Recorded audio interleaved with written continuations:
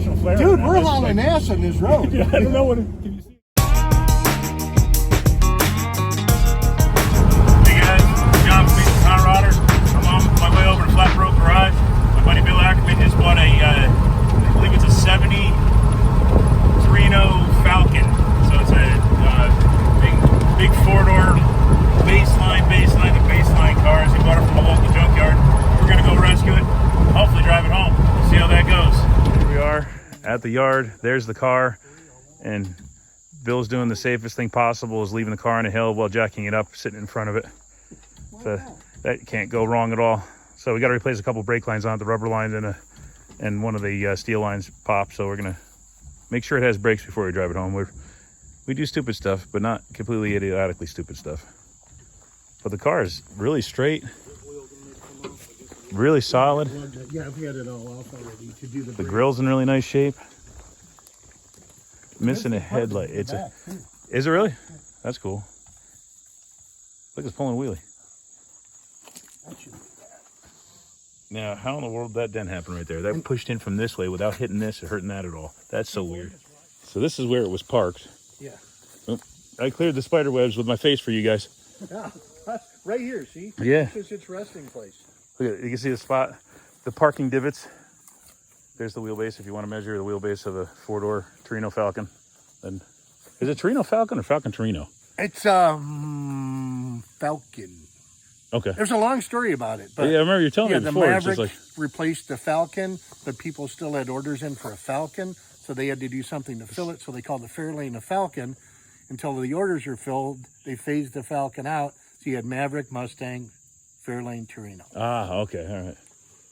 So look at the van. He must have been a camper at one time. he's got a cab over. Man, this just goes on forever. Econoline, you know, the old cab over one. Yeah. With duals on it and a camper on it. Oh, really? Sit right over Really? here. This place is amazing. We'll have to check that out too. So this is the original resting place back here. There's even oddball stuff. No junkyard is complete without stuff that isn't automotive. I want to move in here. Yeah, right. I think snakes all want to move in here too is the problem. Yeah. Yeah. Look at that. See it right there? There's my truck. That ran when they drove it in here. Right here. Not only is it safely on a hill, we do have a jack stand on there. And a rock under the back tire. Yeah, we got prickers there. And I'm sure the mosquitoes are out already. And I'm sure that if we don't look too much farther than this car, I'm sure there's going to be poison ivy. And oak. And oak, lovely. Yes. And we got a bungee cord. So that's always good. That was a Camaro, guys. 68. You can tell it's a 68 because it's got no vent window. 67 was the only year for the vent window. And look at that. Look what's growing in there. That's the kudzu growing in there. That's like a kudzu greenhouse. Man. I've seen kudzu take over cars, but I never saw them grow from inside the car out. That's crazy. And there's a 71, 72 Chevelle front bumper. And this thing just goes on. I mean, there's a ton of stuff here. You can watch Bill's other videos. I don't need to rehash the same stuff that he has. But he's done a couple walkthrough videos, and it's on FlatBroke Garage. Check that out. He has it labeled as Junkyard walkthroughs, but we'll just give you a little taste of it here. There's a big orb weaver right there. Duck under that one so we don't wreck his nest. So this Cadillac here says Elvis fans must rock and roll. This was actually Elvis's car, and he came into little old Turtle Town one time, and it was apparently, for what I was told, it was white before. And fella bought it from him, painted it pink, lettered it up, and used to drive it all over the place. And here it sits, a piece of Elvis history, rotting away with everything else. That was rough, man. That was not very savable. There's a rust hole right through that C-pillar there. Kind of neat. Now, Bill, you're up here. You're the one that messed with the master cylinder, right? That's why it's all sweaty wet? Yeah. Okay. It had nothing in it. It had just a little bit of clear stuff in the bottom. Yeah. So I'm like, well, there's something in it, so we filled it up because we were going to pull it down there. Okay. You gonna go ahead and put some fluid in it? Bill? Yeah. You got a funnel? I got funnel right here for trans. Motor's not dry. The GoPro just won't go. Oh, there's a big hole in that radiator. Yeah, there is. It's got fluid in it. Oh, it must have been repaired. It looks like it's been repaired. Yeah, that is your backwoods repairing that radiator. Yeah, man. That's a big old hole. It's all, you can see they're soldered off there, so hopefully it'll hold at least long enough to get home, right? Or close enough to home. I'm scraping with the razor a little bit to try to clean this to be able to stick the GoPro to it. Got a spot clean, but we're gonna have to wipe it down with some kind of chemical or something. We're gonna try gas or something to clean this off so we can see out of it for the ride home. You can see. Takes a lot to do it, so we'll get this cleaned up so we can look out of it anyway. We gotta at least see what we're gonna crash into. We added some antifreeze, and our monster hole that was repaired was not repaired well, so we're gonna leave the cap loose, and hopefully the temperature gauge works, or it doesn't. Maybe it's better that it doesn't work. Yeah. There it is, man. It's sitting here idling on its own. Little lifter tick. The hole in the radiator's leaking. Brakes are marginal at best, but it does have a pedal. It goes into gear. Went to reverse and drive, and the brakes weren't good enough to hold it on the hill anyway. I killed the ants out of it with some brake clean. How much oil was in it? Okay. And look at that, exhaust isn't even puffing oil, is it?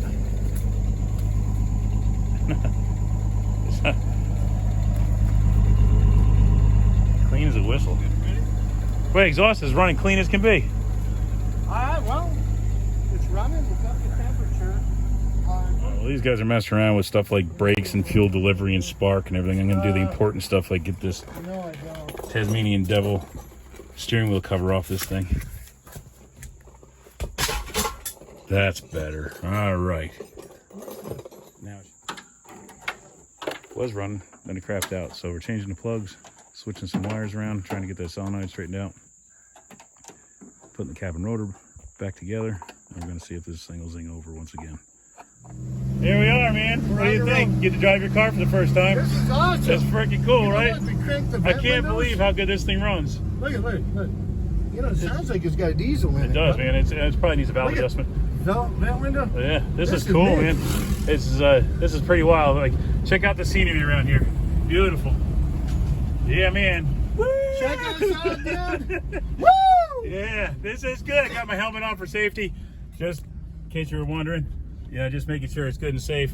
35 years or 28 years. Here we He's go. back on the road. Pay attention to the road, man. You just almost hit that mailbox. I know. Well, That was you know. close. Yeah. Well, you know, this trip really wasn't everything we thought it would be. That's true. You know, We did a lot of work. Yeah. Trying to make sure things were. Make sure we had brakes. Brakes are marginal, hence the helmet. Yeah, well, the helmet for safety. Yeah, and it's metal flake to vintage. It's probably about the same year as the car. I want to stress though, safety is important. It is. I should strap it. He's got his lap belt on. Yep. He's got the helmet on. Right there, yeah. You know, and we're just kicking it. Your wheel's a little out of alignment. I know. Well, you know, but yeah, it's pretty cool. You know, it's going down the road pretty good. You know, we'll have to. I actually talked to Sunset Ford. They're still in business, and they said, wouldn't it be cool if we got in this car and we drove it up to St. Louis for their 110th anniversary? So that'd be really cool. That'd be awesome. 110 years. 110 years in business. They sold this car 52 years ago, and I even have the date they sold it. So I think we're going to get this car going, and we're going to haul ass out to St. Louis. Fingers crossed. Really no date yet, but we're going to head out there. I don't know about hauling ass. It's a 6-cylinder. It is a 6-cylinder, and it is a Ford. Yeah. Oh, I like the Ford zone. You know? So first we had to fix and repair daily. Yeah, we do. We did have her fix and repair daily. Yeah. We're not found on the road dead. No, we're moving. We are, we are technically. Yeah. We're moving. Should we show them out the windshield? Yeah, let's show them. Yeah, Look at this. look at This guy in this flatbed truck that is moving the car for us is So here's where our trip is going. You know, kind of give you a view. Hey, I bought a dump truck from that place down there. I'm 41 in Chevy. the car. Yeah. I'm in my car. On the back of a flatbed. But hey, you know, we gave it a try, and we got it running, and then it didn't want to run. It was like the car wanted to tell us that we were going to die if we went over the mountain road. Yeah, so, we didn't want to go over the mountain road. Yeah, so we tried pulling it forward. There was absolutely no brakes, even after replacing that brake line. We thought we had a bit of a pedal. I haven't had no brakes like that since my buddy Brendan's CJ7. We may have just tapped the headlight a bit. Might have busted a headlight. Might have busted a headlight. The headlight was a better brake than the brakes were. And all that time I spent working on the brakes too. Yeah, flaring it like 4 times. You're a professional flare. Dude, we're hauling ass on this road. Yeah, I don't know can you see a speedometer? I don't know. But I feel like we're going faster than we should be. Yeah. When we're sitting in the back of a flatbed. This is the dumbest thing ever, guys. Kind of getting seasick in here. Whoa. I hope that's not his brakes. I know.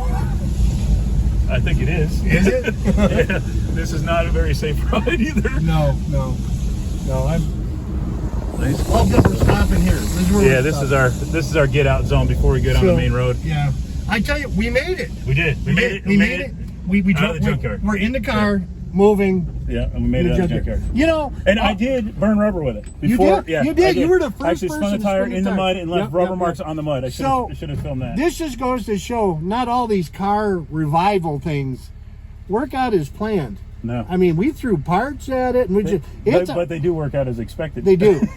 It's 110 degrees with it's hot, man. 80, 90, 100% humidity. Yeah. There's fire ants in here. Yeah, I sprayed most of them with with brake clean, but they're still here. Yeah, we're getting out. We're going home. Yeah, but overall, it was an experience, man. Yes, it was. Are you gonna be the co-pilot when we get a run and go to St. Louis? Yeah, man. Let me know. Are you doing? Yeah, man. We're going to the dealer. Yeah, we gotta that'd fix be cool. it. So, all right, guys. So there you heard it. We're gonna try.